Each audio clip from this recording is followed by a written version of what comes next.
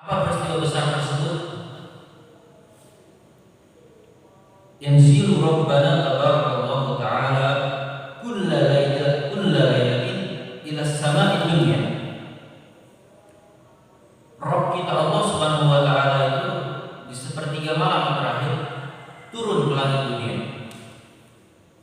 Tentu kita tidak akan membahas makna turun Allah di sini, tapi kita akan membahas apa yang Allah katakan.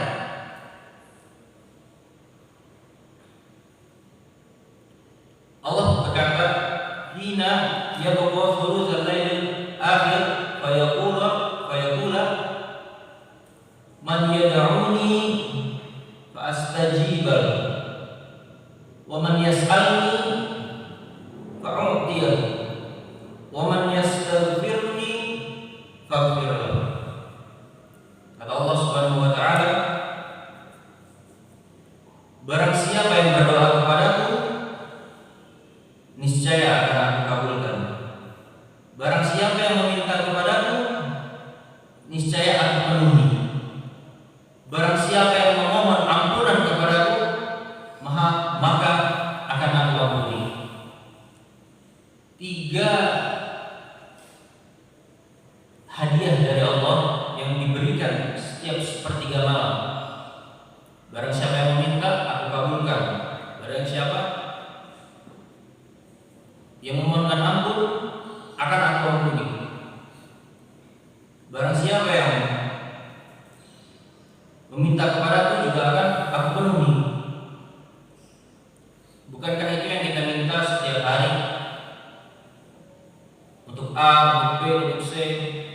Allah dengan kemahamurahannya turun di sepertiga malam untuk mencari siapakah kira-kira hamba-hamba saya yang berdoa, maka akan aku penuhi. Barang siapa barangkali ada yang punya hajat yang tidak bisa diselesaikan kemarinnya, maka berdoalah, maka akan saya selesaikan hari ini. Allah. Cukup meminta, cukup memohon permasalahannya. Sudahkah kita meminta dan memohon di waktu tersebut? Padahal Allah menunggu, Pak. Setiap malam kulla lailatin menunggu kita meminta dan memohon. Permasalahannya entah kita datang atau tidak, meminta atau tidak. Permasalahan yang kedua, peristiwa ini hanya terjadi di sepertiga malam. Artinya apa? Saat ini kita sudah melewatinya, sudah tertutup untuk peristiwa ini. Yang akan terulang lagi nanti atau besok. Nah, masuk ke permasalahan ketiga. Masalahnya, adakah yang bisa menjamin kita masih hidup sampai waktu sepertiga malam besok? Gak ada yang tahu, Pak. Karena maut itu tidak memandang umur. Bagaimana kita tahu kemarin ada seorang artis, ya emang kalau artis yang meninggal itu ramai banget ya. Semua berita isinya tentang dia. Kalau ulama meninggal kadang kita nggak tahu. Kalau artis, waduh, pas buka HP aja udah dia semua yang isinya. Tapi alhamdulillah si artis ini kan masih umur yang sangat muda, bahkan anaknya dia masih 1 atau 2 tahun. Gak ada yang tahu kalau misalnya dia akan meninggal. Makanya persiapkanlah diri kita hal-hal yang Allah, kebetulan kita dalam tema bisnis dalam Al-Quran. Kalau kita mengambil tema tersebut, maka itu adalah sebuah jualan Allah. Allah menawarkan sesuatu kepada kita di sepertiga malam. Kita mau ambil atau mau enggak? Jadi jangan sia-siakan sebelum maut itu datang. Baik, saya juga mudah-mudahan kita yang ada di sini maupun di Zoom, ngomong-ngomong itu Zoomnya maaf, apa kameranya nggak ada atau bagaimana?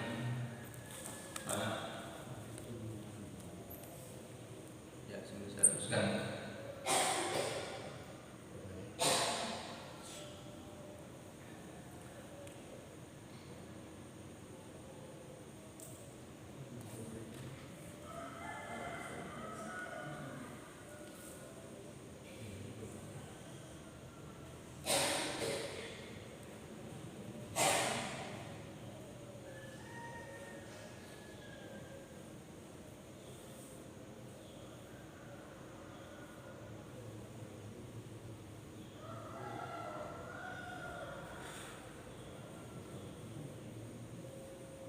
Ya, alhamdulillah.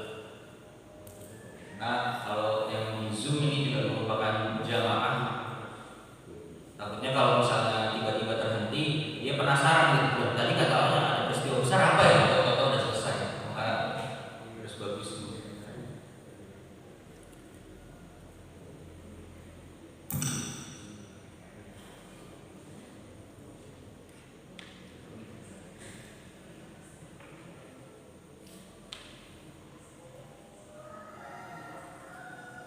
Dan itulah peristiwa besar yang terjadi di setiap sepertiga malam itu. Kita cukup meminta dan berdoa saja, Pak.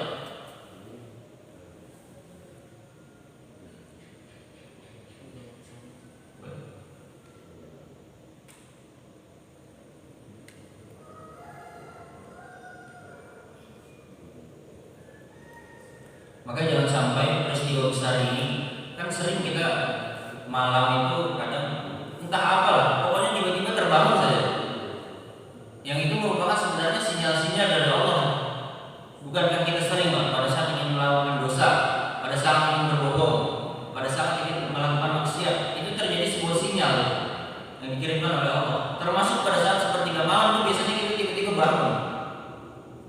Ya entah mungkin kita ke kamar mandi terus kembali tidur, tapi itu merupakan sebuah sinyal. Mungkin ada sesuatu yang Allah inginkan dari kita untuk meminta kepadanya. Maka Allah bangunkan kita, maka Allah gerakkan hati kita.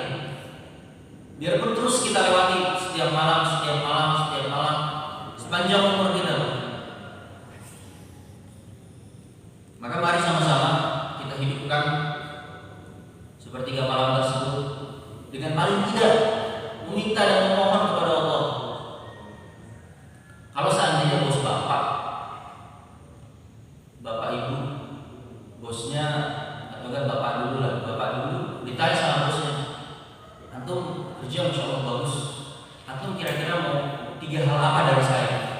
Wah, tentu kita akan meminta yang terbaik, entah mungkin cuti libur, entah apa. Ini Allah sepertiga malam, Pak, dan dimakan Allah Subhanahu wa Ta'ala. Begitu juga ibu-ibu, kalau seandainya diminta sama suaminya, Mah, atau Neng, atau Dek, kira-kira kamu mau apa? 3 hal dari saya. Wah, tentu ibu-ibu akan meminta yang terbaik dan tidak akan disia-siakan. Jarang-jarang suaminya, belum tentu setahun sekali bilang kayak gitu ibu-ibu. Udah kamu minta apa, pokoknya saya kabulkan. Nah ini Allah di sepertiga malam, kulla lailatin, setiap malam, dan gak pernah absen menunggu kita, dan tanda kutip menunggunya, untuk memohon dan meminta kepadanya. Karena Allah itu senang sekali kalau diminta dan dimohonkan. Wah, senang sekali. Baik, alhamdulillahirabbil alamin. Wassalatu wassalamu ala asyrafil anbiya'i wal mursalin wa ala alihi wa sahbihi ajmain. Amma ba'd. Segala puji bagi Allah, Tuhan seluruh semesta alam, yang tetap mencintai kita tanpa syarat, kalau bahasa saya. Karena Allah Subhanahu wa Ta'ala itu memang tidak membutuhkan syarat apapun untuk mencintai kita. Bagaimana tidak? Allah berkata melalui lisan Nabi Muhammad SAW, kalau seandainya semua makhluk di dunia ini beribadah kepadaku, tidak menambah sedikit pun keagunganku. Artinya apa? Meskipun semua kita beribadah, ya puasa, ya sholat, zakat, ya haji, ya semuanya, bahkan seluruh dunia ini itu beribadah dan dari maksiat satupun kepada Allah, tidak menambah keagunganku sedikit pun. Artinya Allah akan tetap agung meskipun semua kita beribadah. Artinya ibadah yang kita lakukan saat ini itu bukan semata-mata karena Allah, Pak. Kita jalan capek dari rumah ke sini, atau kita tahan kantuk pada saat kajian kayak gini, atau pada saat kita menahan lapar dan hausnya puasa. Itu bukan karena Allah. Atau kita pergi haji jauh-jauh, kita kumpulkan supaya Allah semakin agung, tidak. Itu karena diri kita pribadi. Dan toh kita masih bermaksiat di hadapan Allah, Allah masih mencintai kita. Karena apa? Allah menunggu di sepertiga malam. Meskipun siangnya kita maksiat, tanpa syarat Allah mencintai kita. Berbeda dengan kita. Kita untuk mencintai sesuatu biasanya ada syaratnya. Contohnya lah, orang tua terhadap anak. Biasanya orang tua itu mengharapkan ketika punya anak, mengharap anaknya berbakti atau suatu saat bisa menolong atau suatu saat bisa membanggakan. Ada syarat di situ, Pak. Orang tua terhadap anaknya. Allah enggak. Allah tidak butuh itu. Bahkan Allah katakan lagi melalui lisan Nabi Muhammad SAW, kalau seandainya seluruh makhluk di muka bumi ini, bukan yang Allah ciptakan itu semuanya bermaksiat kepada Allah, tidak mengurangi juga keagunganku biarpun sedikit. Kalau kita semuanya beribadah tidak menambahkan, kita semuanya bermaksiat juga tidak akan mengurangi keagunganku. Artinya semua yang Allah lakukan itu hanya untuk mencintai kita. Inilah yang disebut cinta tanpa syarat. Padahal Allah itu terangkan dalam surat Al-Baqarah ayat 186, wa idza sa'alaka ibadi anni fa inni qarib. Kalau seandainya kalian ditanya atau kamu ditanya tentangku, katakanlah bahwasanya aku itu dekat. Uji budak wa da'an, aku kabulkan doa kalian jika kalian berdoa kepadaku. Ayat itu, hadis ini itu berlalu seluruh setiap hari, Pak. Tapi untuk meminta saja kita masih susah. Seakan-akan Allah itu bukanlah jalan keluar utama. Padahal kalau kita mau melakukan sesuatu itu, Allah dulu baru usaha.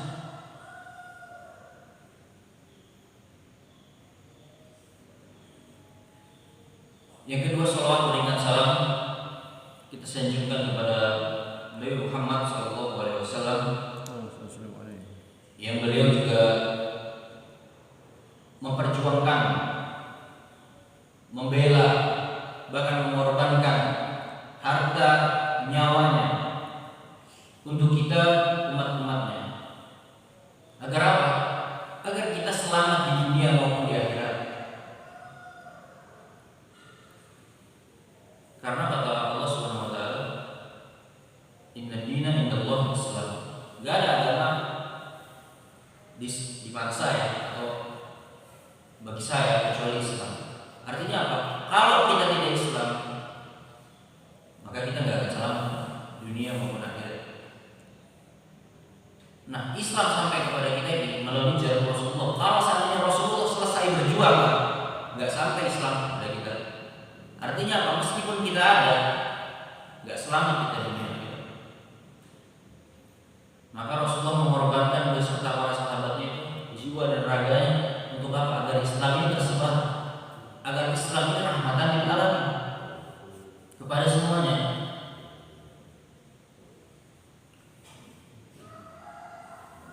Baik, hari ini kita masuk kepada kajian yang sesi ketiga dari kajian dalam bisnis dalam Al-Quran.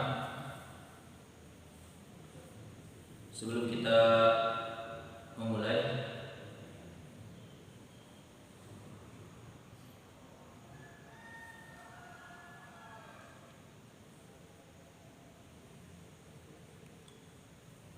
kita akan merujuk sedikit tentang bisnis dalam Al-Quran yang 2 minggu lalu telah kita pelajari.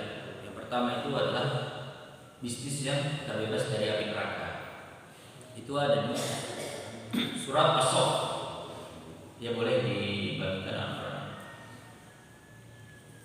Ada di surat As-Saff ayat 10 sampai dengan 13.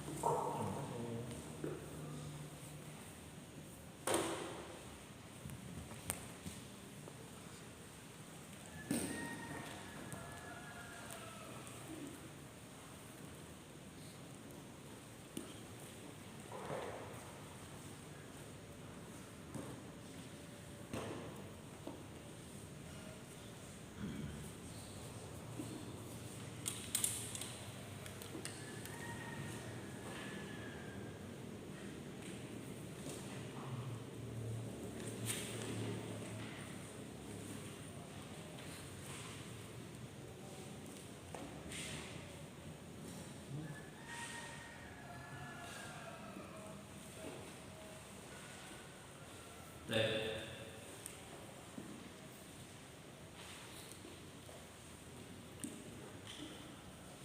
Silakan dibuka surat As-Saff ayat 10 sampai dengan 13. Surat As-Saff ayat 61, surah ke-61 ayat 10 sampai dengan 13.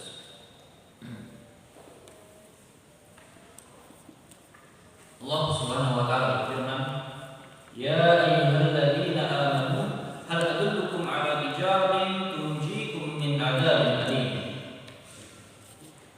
Hai orang-orang yang beriman, sukakah kamu aku tunjukkan suatu perniagaan atau bisnis atau perdagangan yang dapat menyelamatkanmu dari azab yang pedih? Nah, ini merupakan suatu tawaran bisnis atau apa? Hal adullukum ala tijarah. Tijarah itu perdagangan atau bisnis atau perniagaan. Yaitu bisnis apa yang menyelamatkan kita dari azab yang pedih? Tu'minuna billahi wa rasulihi wa tujahiduna fi sabilillahi bi amwalikum wa anfusikum. Dzalikum khairul lakum in kuntum ta'lamun. Yaitu kamu beriman kepada Allah, ini model bisnisnya. Kamu beriman kepada Allah dan Rasulnya dan berjihad di jalan Allah dengan harta dan jiwamu. Itulah lebih baik bagimu jika kamu mengetahui. Jadi model bisnis yang pertama itu modal dari kita. Itu yang pertama adalah beriman kepada Allah dan Rasulnya serta berjihad di jalan Allah dengan harta dan jiwa. Ini modalnya yang mesti kita punya. Seandainya kita mau membeli bisnisnya Allah, yaitu terselamatkan kita dari azab yang pedih. Lalu ayat selanjutnya, yaghfir lakum dzunubakum wa yudkhilkum jannatin tajri min tahtihal anhar wa masakin thayyibatan fi jannati 'adn. Dzalikal fawzul 'adzim. Allah, niscaya Allah akan mengampuni dosa-dosamu dan memasukkanmu ke dalam jannah yang mengalir di bawahnya sungai-sungai dan memasukkan kamu ke tempat tinggal yang baik di dalam jannah Adn. Itulah keberuntungan yang besar. Nah, jadi pada saat kita itu membeli dengan harta, jiwa, dan jihad kepada Allah serta iman kita kepada Allah dan Rasulnya, yang pertama kita mendapatkan dari Allah, satu, terselamatkan kita dari azab yang pedih. Dua, Allah mengampuni dosa-dosa kita. Tiga, memasukkan kita ke dalam jannah yang mengalir di bawahnya sungai-sungai. Jadi pada saat kita membeli satu, Allah kasih banyak. Nah, ini ketika kita berbisnis dengan Allah. Di ayat selanjutnya Allah kasih bonus plus. Di ayat 13, wa ukhra tuhibbunaha nasrun minallahi wa fathun qarib wa basyiril mu'minin. Dan ada lagi karunia yang lain yang kamu sukai, yaitu pertolongan dari Allah. Nah, nggak cukup cuma dikasih diampuni dosa-dosanya, nggak cukup cuma dimasukkan ke dalam jannah, kita juga diberi pertolongan yang Allah suka, yang kita sukai, dan kemenangan yang dekat waktunya. Dan juga kemenangan yang dekat, maksudnya kemenangan yang dekat adalah keberuntungan bagi kita. Sesuatu yang kita harapkan kemenangannya, itu Allah support, Allah bantu supaya kita goal. Entah dalam hal bisnis, entah hal dalam jabatan, entah hal dalam prestasi. Inilah yang Allah sampaikan. Belum terlihat gue monitor. Belum. Ya. Lalu kita juga mempelajari surat Al-Fatir, surah ke-35, silakan buka surah ke-35 ayat 29.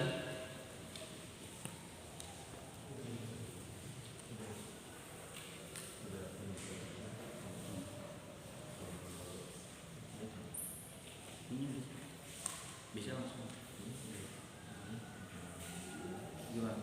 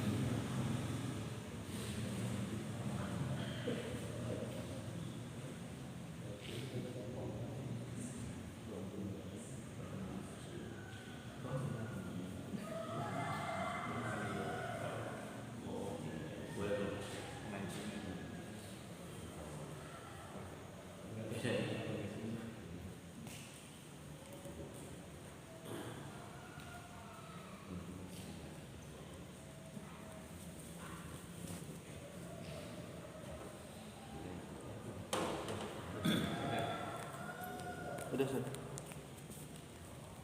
Tadi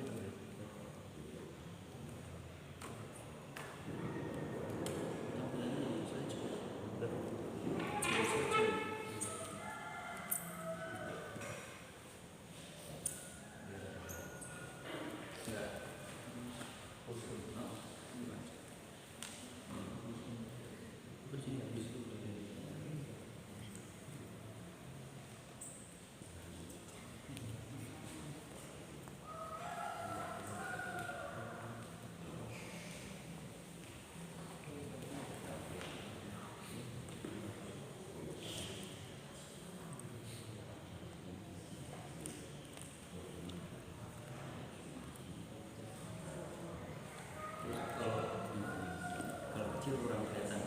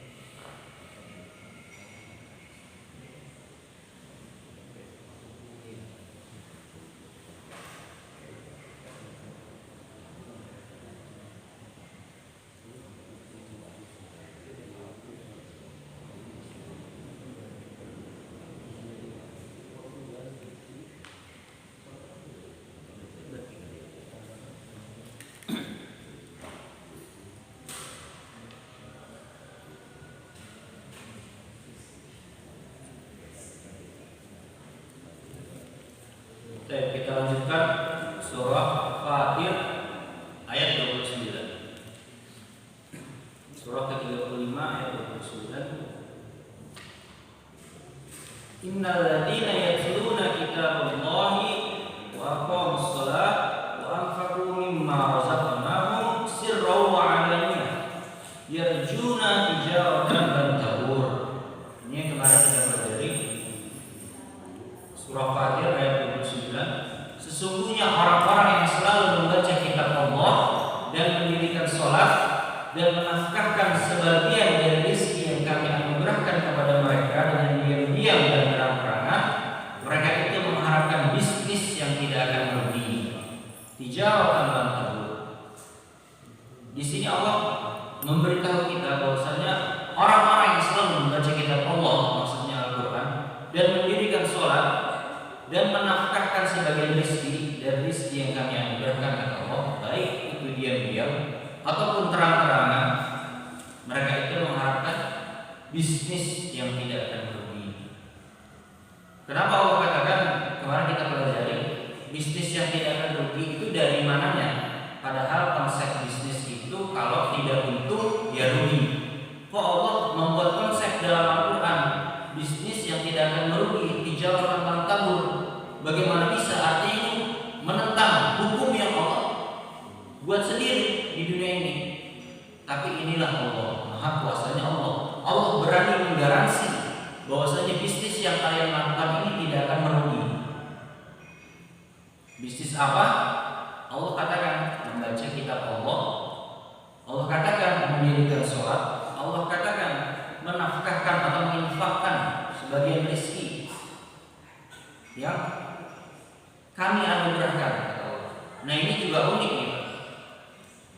Allah berkata, wa anfaqu mimma razaqnahum.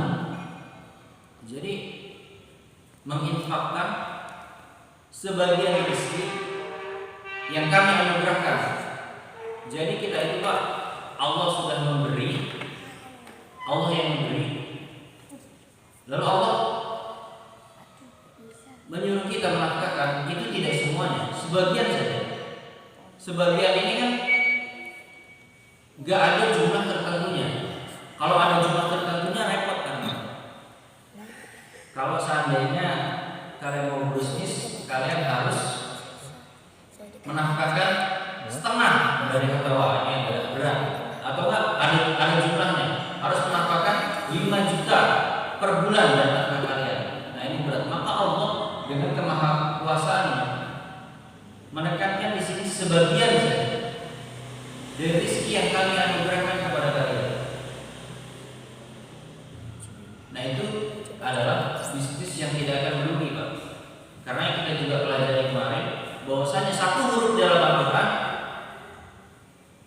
itu diganti oleh satu pahala. Juga pahala mendirikan sholat. Kalau seandainya kita sholat berjamaah seperti yang kita tahu, diganti oleh Allah dengan 27 derajat. Setiap langkah kita menuju masjid itu adalah pahala. Artinya modal kita sholat satu, dapatnya banyak. Itulah bisnis dengan Allah.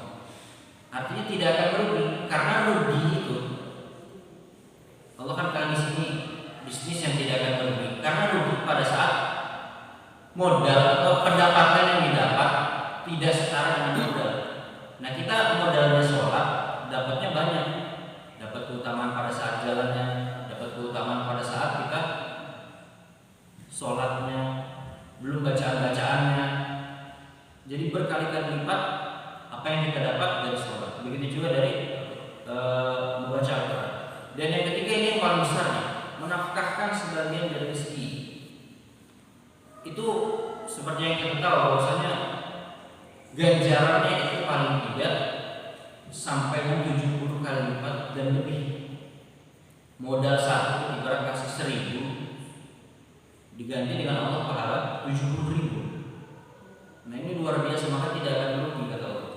Maka Allah menggunakan kata tijarah dalam konsep ini. Baik. Sekarang kita masuk dalam bisnis dalam Al-Quran di part yang ketiga, bisnisnya orang-orang munafik. Nah ini sebenarnya ada di surat Al-Baqarah ayat 16. Silakan dibuka. Kajian hari ini kita masuk tentang bisnisnya orang-orang munafik. Ada di Al-Baqarah ayat 16.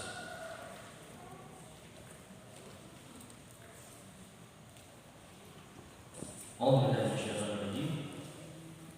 أولئك الذين اشتروا الضلالة بالهدى فما ربحت تجارتهم وما كانوا مهتدين. Artinya, mereka itulah orang yang membeli. Kebetulan ada kata juga membeli di sini. Ini sebuah konsep penjualan atau pembelian juga, ishtara. Mereka itulah orang yang membeli kesesatan dengan petunjuk, maka tidaklah beruntung perniagaan atau bisnis atau perdagangan mereka, dan tidaklah mereka mendapat petunjuk. Ini ayat kontradiktif atau berbanding terbalik kepada ayat 29 di surah Fatir tadi. Pada saat Allah katakan tijaratan lan tabur, orang yang sholat, orang yang membaca Al-Quran, orang yang infak, itu seakan-akan melakukan bisnis yang tidak akan merugi kata Allah. Nah ini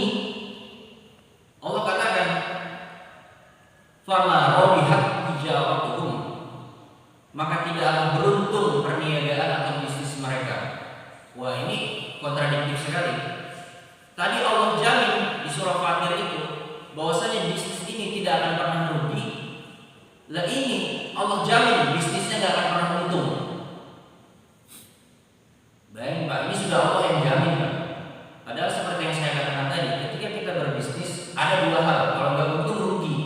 Nggak mungkin rugi terus, nggak mungkin juga untung terus. Nah ini Allah garansi, kerugiannya ini Allah yang garansi. Maka nggak akan ada yang bisa beruntung karena sudah Allah yang garansi. Bisnis macam apa yang tidak akan pernah beruntung? Maka kita belajar insya Allah hari ini. Bahkan Allah katakan lagi, tidak cukup perniagaannya tidak beruntung, wa ma kanu muhtadin, dan mereka tidaklah mendapat petunjuk. Ini sangat-sangat berat. Nanti kita akan pelajari sebentar lagi. Sampai Allah garansi bahwasanya mereka tidak akan mendapat petunjuk. Padahal kita setiap hari tak meminta kepada Allah, ihdinas siratal mustaqim. Ihdina, berikan aku petunjuk. Kita meminta setiap hari, bahkan lebih dari 5 kali kita meminta ihdina, tapi gara-gara perniagaan macam ini, itu Allah menggaransi wa ma kanu muhtadin, dan tidaklah mereka mendapat petunjuk. Siapakah orang-orang ini? Kita akan bahas sebentar.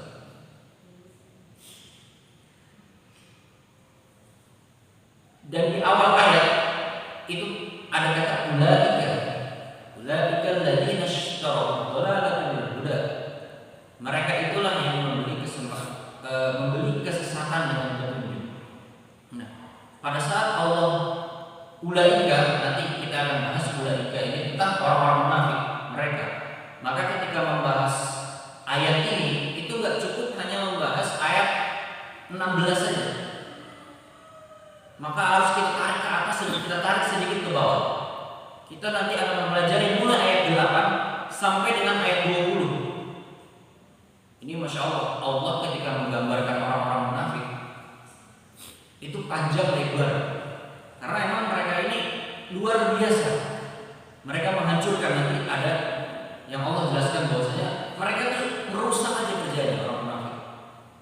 Karena orang munafik ini bahayanya Pak. Kalau orang kafir, mereka jujur akan kekafirannya. Oh iya, emang saya kafir. Dalam tanda kutip, saya agamanya yang lain. Itu mereka jujur dengan kekafirannya. Nah kalau orang munafik, mereka berbohong tentang keimanannya. Nah ini makanya bahayanya. Bahkan kata para ulama, nanti yang kita bahas sedikit lagi ini ayat 8 sampai ayat 20, ini hanya mukadimahnya saja tentang orang munafik. Baru pembukaannya. Nanti ada surat khusus orang-orang munafik, Al-Munafiqun. Nama suratnya itu udah ini. Sebegitu bahaya orang-orang munafik. Makanya Allah garansi orang munafik yang kalian lakukan itu, bisnis yang kalian lakukan, membeli kesesatan dengan petunjuk. Maksudnya keimanan mereka gadaikan dengan petunjuk yang Allah berikan, mereka beli kesesatan, itu tidak akan beruntung sampai kapanpun, dan mereka tidak akan mendapat petunjuk. Sangat berat. Baik, kita masuk ke ayat yang nomor 8. Sekarang kita agak naik sedikit, karena untuk membahas ayat ini tidak cukup dengan ayat 16. Mari kita sama-sama ke ayat 8. Alhamdulillah. Wa minan nasi man yaqulu amanna billah. Dan di antara manusia ada yang mengatakan, wa minan nasi man yaqulu. Jadi wa minan nas itu kata para ulama, seperti juga yang dibahas oleh Ustaz Ahmad ketika ada nas dalam Al-Quran, itu artinya lintas zaman, lintas generasi. Artinya ini bisa terjadi bukan hanya ada di zaman Rasulullah, tapi juga sampai detik ini Pak terus berjalan. Orang munafik ini akan terus ada. Allah katakan wa minan nasi, dan sebagian manusia. Jadi tidak semua. Wa minan nasi man yaqulu amanna billah. Mereka berkata, kami beriman kepada Allah, wa bil yaumil akhir, wa ma hum bimu'minin. Kami beriman kepada Allah dan hari kemudian, hari akhir. Padahal mereka itu sesungguhnya bukan orang-orang yang beriman. Coba. Ini mereka katakan beriman, Allah langsung yang sanggah. Allah langsung yang sanggah di ayat ini. Wa minan nasi may yaqulu amanna billah, saya beriman kepada Allah. Wa bil yaumil akhir, sama hari akhir. Wa ma hum bimu'minin, kata Allah. Padahal mereka ini bukan orang-orang beriman. Allah yang katakan itu. Masuk ke ayat selanjutnya. Yukhadi'una Allah wal ladzina amanu wa ma yakhda'una illa anfusahum wa ma yash'urun. Yukhadi'una Allah, mereka hendak menipu Allah. Ini kerjaannya orang-orang munafik. Mereka menganggap diri mereka itu menipu Allah. Wal ladzina amanu, dan juga menipu orang-orang yang beriman. Wa ma yakhda'una illa anfusahum wa ma yash'urun. Begitu mereka menipu Allah, menipu orang-orang beriman, langsung Allah juga yang menyanggah mereka. Wa ma yakhda'una illa anfusahum wa ma yash'urun. Padahal mereka sendiri yang menipu dirinya dan mereka tidak sadar. Yukhadi'un Allah, mereka menipu Allah. Ini ciri-cirinya nih orang-orang munafik. Bagaimana cara mereka menipu Allah? Jadi mereka itu orang-orang munafik biasanya masuk ke dalam Islam, masuk yang mengaku-ngaku beriman, tapi mereka menipu, berusaha menipu. Karena mereka mau menghancurkan Islam itu sendiri. Seperti yang kita tahu, Abdullah Ubay bin Salul ini munafikun, rajanya munafik zaman Nabi. Mereka Abdullah bin Ubay bin Salul itu sengaja masuk ke Islam untuk bagaimana nanti akhirnya setelah mereka dekat dengan orang-orang Islam, mereka katakan, udah Muhammad ini nggak benar dia, Muhammad ini seorang ini, Muhammad itu, untuk menghancurkan, bagaimana menggoyahkan hati-hatinya orang-orang beriman. Mereka menipu tentang keimanannya, padahal sebenarnya mereka menipu diri mereka sendiri. Masuk ke dalam ayat 10-nya. Fi qulubihim marad. Nah, kata Allah ini Pak, Allah yang menggarisbawahi lagi bahwasanya fi qulubihim marad, dalam hatinya itu ada penyakit. Tentu yang dimaksud dengan marad di sini bukan penyakit fisik, Pak. Ketika dikatakan fi qulubihim marad, artinya apakah di penyakitnya ada kanker? Oh bukan. Apa penyakit di hatinya ada lever? Apa di hatinya ini ada tumor? Tidak. Yang maksud Allah di sini fi qulubihim marad, kata para ulama, maksudnya adalah keirian, kedengkian. Jadi kalau Islam jaya, itu panas kupingnya, Pak. Kalau Islam itu berkembang, nggak suka dia, Pak. Padahal dia sendiri mengaku beriman. Ini jangankan zaman Nabi, sampai hari ini Pak ada. Jadi sebuah channel YouTube itu channelnya bahkan sudah sampai 1,3 juta subscriber. Itu isinya, kalau seandainya umat Islam melakukan sesuatu yang baik, contohnya kemarin berdonasi kepada Palestina, akhirnya mereka membuat sesuatu redaksi yang seakan-akan yang disalurkan sama umat Islam itu kenapa sih umat Islam tuh, kan di Indonesia juga masih banyak yang susah, ngapain ini saudara Palestina, ini kan di negeri sendiri, Masya Allah. Orang Islam kita mau bantu aja Pak, mereka kritik Pak. Ada di channelnya yang nonton banyak Pak. Saya tidak bisa menyebutkan nama channelnya karena menjaga kode etik jurnalistik ini. Tapi ada channelnya yang membahas tentang ini. Tapi jika orang-orang kafir yang sedekah, jika orang-orang kafir itu yang memberikan bantuan Pak, wah itu mereka gembung-gembungkan, seakan-akan besar sekali. Biarpun ternyata bohong. Seperti mungkin yang kasus 2 triliun kemarin, Masya Allah. Ternyata mereka berkata itu 2 triliun Pak, nggak pakai pasir katanya. Wow, ternyata anginnya aja nggak ada 2 triliun. Tapi pada saat orang-orang Islam membantu saudara-saudaranya di Palestina, itu mereka kritik, Masya Allah, itu saudara mereka kalau mereka beriman. Mereka mengaku bahwa saya sholat Idul Fitri. Mereka mengaku sekali bahwa mereka orang-orang beriman. Nah, di dalam hati mereka itu, kata Allah, fi qulubihim marad, ada penyakit gitu. Nah, ini juga hati-hati pada saat kita iri dan dengki. Hati-hati kalau kita pelihara sikap iri dan dengki, itu bisa membawa kita kepada kemunafikan. melihat tetangga kok kayaknya beli motor baru dulu, melihat tetangga kok kayaknya kemarin baru beli kulkas, oh sekarang beli kompor. Nah itu ada rasa bagaimana itu tolong dinafikan, tolong dihilangkan. Fi qulubihim marad fazadahumullahu maradan. Akhirnya penyakit itu bukannya Allah hilangkan, Allah tambah. Makanya hati-hati jangan memelihara sifat iri dan dengki. Alih-alih penyakitnya disembuhkan, penyakit ini ditambah. Karena fi qulubihim marad, penyakit ini tidak bisa disembuhkan oleh dokter biasa.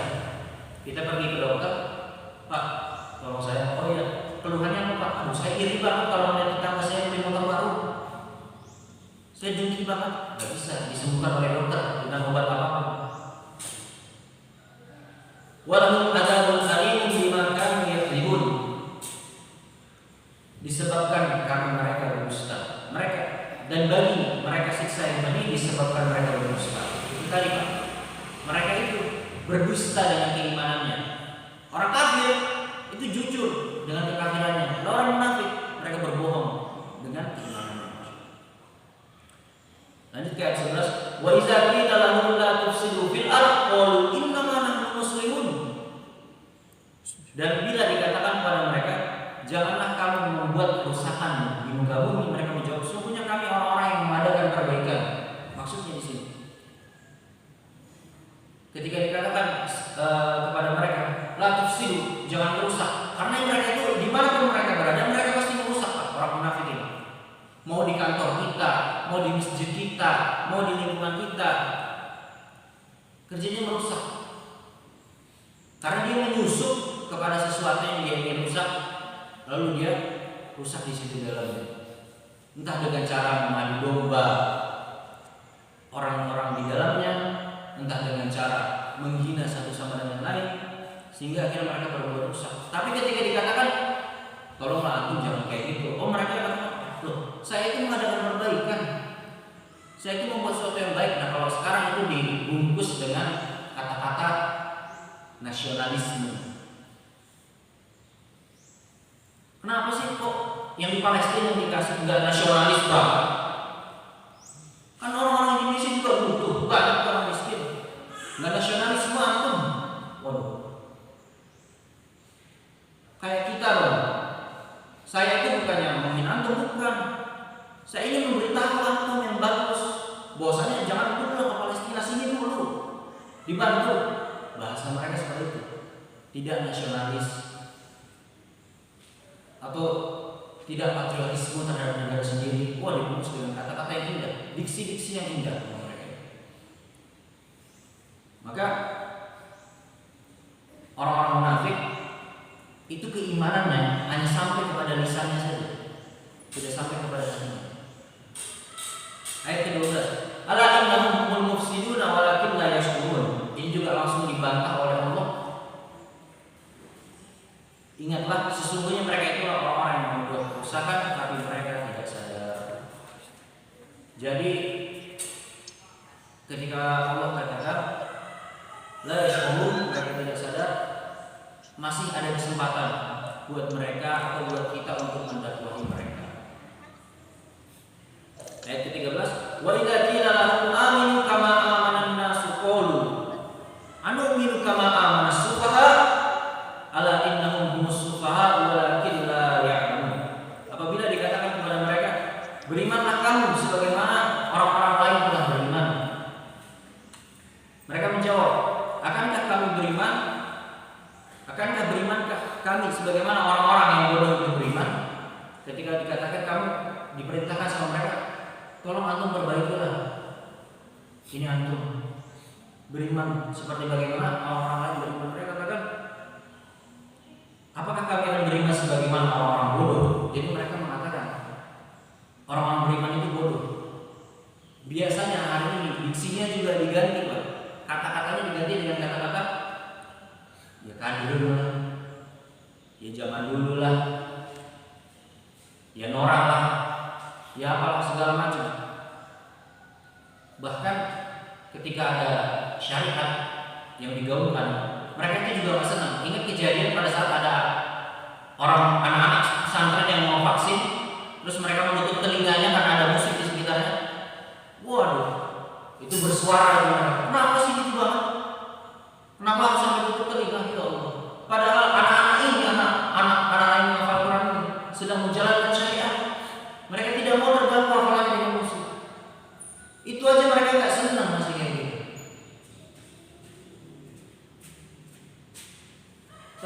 ayat 14. Wa idza laqul ladzina amanu qalu amanna. Nah, ini juga sangat menarik. Wa idza laqul ladzina amanu, dan bila mereka berjumpa dengan orang-orang yang beriman. Ini sangat menarik karena bukankah mereka sendiri yang bilang bahwasanya saya beriman. Tapi Allah di sini berfirman, wa idza laqul ladzina amanu, dan bila mereka berjumpa dengan orang-orang yang beriman. Loh, bukankah orang-orang itu juga masuk beriman? Tapi kenapa? Wa idza laqul ladzina amanu qalu amanna. Tuh. Mereka berkata, wa idza laqul ladzina amanu qalu amanna. Dan bila mereka berjumpa dengan orang-orang yang beriman, mereka mengatakan, kami telah beriman. Nah, mereka mengatakan beriman, tapi di situ perhatikan baik-baik Bapak-bapak.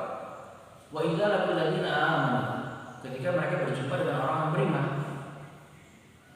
Kenapa Allah bilang ketika mereka berjumpa dengan orang yang beriman? Kan mereka juga beriman. Harusnya kenapa Allah bilang ketika mereka bertemu saudara-saudaranya? Bukankah sama orang beriman itu bersaudara? Tapi Allah katakan ketika mereka bertemu orang-orang beriman, artinya apa? Kata para ulama, imannya mereka itu ada yang salah. Karena pada saat mereka berkata amanna, itu iman mereka ada yang salah, sehingga Allah bikin redaksi di Al-Qur'an ini. Wa idza laqul ladzina amanu, ketika mereka bertemu orang-orang beriman. Artinya yang imannya benar, tidak seperti mereka. Qalu amanna wa idza khalau ila syayatinihim qalu inna ma'akum innama nahnu mustahzi'un. Nah, ini merusaknya orang-orang munafik. Kami telah beriman, dan bila mereka kembali kepada syaitan-syaitan mereka. Nah, ini juga Allah membuat redaksi syaitan. Kata para ulama, maksudnya syaitan di sini adalah teman-temannya mereka, orang-orang sesama munafik ataupun orang-orang kafir. Kami telah beriman, dan bila mereka kembali kepada syaitan-syaitan mereka, mereka mengatakan sesungguhnya kami sependirian dengan kamu, kami hanya memperolok-olok. Pada saat mereka ketemu sama orang beriman, mereka katakan kami beriman. Tapi pada saat mereka sama temannya yang lain, mereka bilang, itu mas saya sama orang-orang beriman cuma orang. Imannya mereka itu cuma sampai lisan, tidak sampai kepada hatinya mereka. Ayat 15, Allah yastahzi'u bihim wa yamudduhum fi tughyanihim ya'mahun. Allah akan membalas olok-olok mereka dan membiarkan mereka terombang-ambing dalam kesesatan. Allah yastahzi'u bihim, Allah yang membalas olok-olok mereka. Jadi pada saat kita dikatakan enggak nasionalis antum, enggak patriotis antum, antum pedulinya sama Timur Tengah terus, antum tolong diperbaikilah ke Pancasilaannya. Biasanya dibungkus dengan redaksi-redaksi seperti ini. Tapi kita tidak perlu membalas, Pak, karena Allah yastahzi'u bihim, Allah yang membalas orang-orang mereka. Mereka ini orang-orang munafik yang mendapatkan kata-kata seperti ini dari Allah. Itu mereka dewasa ini atau saat ini itu bukan sembarangan. Mereka itu jabatannya, hartanya apa tidak main-main. Karena yang mereka kejar memang itu orang-orang munafik. Bahkan orang yang mengatakan tentang 2 triliun kemarin, itu jabatannya nggak main-main, Pak. Salah satu orang penting di salah satu juga universitas di Indonesia. Tapi kata Allah, wa yamudduhum fi tughyanihim ya'mahun, dan biarkan mereka terombang-ambing dalam kesesatan. Bayangkan Allah nggak tolong, Allah biarin aja mereka kayak gitu. Makanya ini akan selalu ada wa minan nas, dan sebagian manusia. Jadi orang munafik sampai dengan akhir zaman akan terus ada, karena Allah biarkan mereka terus terombang-ambing dalam kesesatan. Ulaika alladziina ishtaraw ad-dhalalata bil huda. Nah, inilah pembahasan kita. Ketika mereka dikatakan oleh Allah, mereka itulah orang-orang yang memiliki kesesatan dengan petunjuk. Mereka itu udah dapat petunjuk, maksudnya beriman, itu mereka beli kesesatan dengan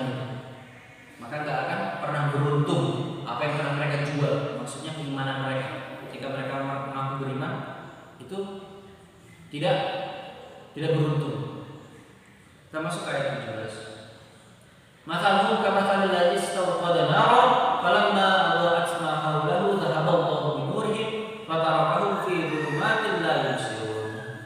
Perumpamaan mereka adalah seperti orang yang menyalakan api, maka setelah api itu menerangi sekelilingnya, Allah hilangkan cahaya yang menyinari mereka. Bayangkan Pak. Kata Allah ketika Allah mengumpamakan sesuatu, itu artinya sangat penting untuk kita meneliti di situ atau fokus di situ. Perumpamaan mereka seperti orang yang menyalakan api. Jadi kalau ibarat orang yang menyalakan korek di tengah malam yang gulita, setelah api itu menerangi sekitarnya, akhirnya jadi bisa melihat. Allah hilangkan cahaya itu, jadi gelap gulita, dan membiarkan mereka dalam kegelapan tidak dapat melihat. Artinya apa? Ketika kita orang-orang munafik itu terus memelihara kemunafikannya, itu setiap kali mereka berusaha menyalakan, artinya menumbuhkan keimanannya, dan akhirnya mulai sekelilingnya Allah padamkan cahaya itu. Ayat 18. Sumum bukmun umyum fahum la yarji'un. Mereka tuli, bisu, buta, maka tidaklah mereka akan kembali ke jalan yang benar. Pada Allah katakan mereka sumun, tuli, bukmun, bisu, umyun, buta. Padahal mereka Pak, jabatannya, wah, matanya bisa melihat, telinganya bisa mendengar, juga mereka sangat tidak tuli juga. Bahkan mereka bisa mempengaruhi orang lain. Tapi Allah katakan dalam Al-Quran sumun umyun fahum la yarji'un. Mereka tuli. Maksudnya tuli dari apa? Tuli dari kebenaran. Kalau masuk petunjuk, mereka sama tidak mendengar. Mereka juga bisu, tidak bisa berbicara sesuatu yang baik. Yang keluar dari mulutnya hanya iri dan dengki kepada orang-orang beriman. Lalu umyun, mereka juga buta. Pada saat setiap kali peristiwa melihat saudara-saudara di Palestina terbantai dengan jelas di mata mereka, tapi seakan-akan mereka tidak melihatnya. Maka Allah katakan sumun fahum la yarji'un. Mereka tidak juga kembali ke jalan yang benar. Lanjut ayat 19. Allah sayyidun minas sama fi zulmatin ra'd wa yaj'aluna asabi'ahum fi adanihim minas sawa'iqi hadar al-maut wallahu muhiitun bil kafirin. Atau Allah buat perumpamaan kedua, atau seperti orang-orang yang ditimpa hujan lebat dari langit disertai gelap gulita, buruk dan kilat. Mereka menyumbat telinga dengan jari-jarinya karena mendengar suara petir sebab takut akan mati, dan Allah meliputi orang-orang. Allah membuat perumpamaan kedua seperti hujan lebat mereka itu dan gelap gulita, terus mereka menutup telinganya. 3 menit lagi, lanjut ke ayat 20. Ayat terakhir dalam pembahasan kali ini. Yakadul barqu yaqta'u absarahum kullama adha'a lahum mashaw fihi wa idza adlama 'alaihim qamu walau syaa Allah la dhahaba bisam'ihim wa absarihim innallaha kulli syai'in qadir. Hampir-hampir kilat itu menyambar penglihatan mereka. Setiap kali kilat itu menyinari mereka, mereka berjalan di bawah sinar itu. Dan bila gelap menimpa mereka, mereka berhenti. Nah tadi mereka itu diumpamakan oleh Allah itu ada di keadaan hujan lebat, gelap gulita, banyak petir. Setiap kali ada petir, itu kan ada cahaya. Maka mereka berusaha mencari perlindungan. Ketika mereka gelap, mereka berhenti. Jadi mereka terombang-ambing tidak jelas itu. Inilah yang Allah gambarkan kepada orang-orang. Jika Allah menghendaki, niscaya mereka melenyapkan pendengaran dan penglihatan mereka. Sesungguhnya Allah berkuasa atas segala sesuatu. Nah ini juga salah satu pemahaman Allah kata para ulama. Allah sebenarnya bisa saja Allah melenyapkan pendengaran mereka. Maksudnya ditutup oleh Allah. Keimanan mereka, pendengaran mereka itu sepenuhnya ditutup, gak bisa terus petunjuk kepada Allah. Dan penglihatan mereka gak bisa lagi melihat kekuasaan Allah, kebesaran Allah melalui pandangannya. Tapi Allah masih memberi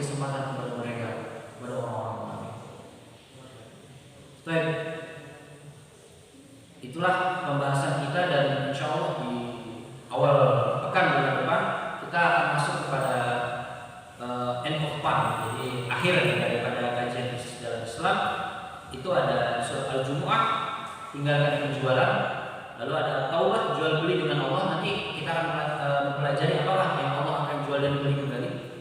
Dan di surah Al-Baqarah ayat 254 ini yang paling ngeri nanti pada saat di penutupan kita, hari tidak ada lagi penjualan. Jadi Allah tidak memberi kita penjualan, Allah menutup semuanya. Ketika Allah katakan, kita tadi sudah tahu bahwasanya Allah menjual, menyelamatkan kita dari azab Allah. Artinya kita dari neraka, menyelamatkan kita dari neraka, membeli dengan keimanan jiwa dan harta dan neraka kita. Tapi pada saat nanti ada di Al-Baqarah 254 itu Allah menutup itu semua. Meskipun kita mau beriman, meskipun kita mau sholat, meskipun kita mau membaca Quran, itu tidak lagi ada kesempatan. Kita akan membahas di pekan depan. Sebenarnya memang kajian ini hari ini sangatlah kompleks ya Pak, membahas orang munafik ini.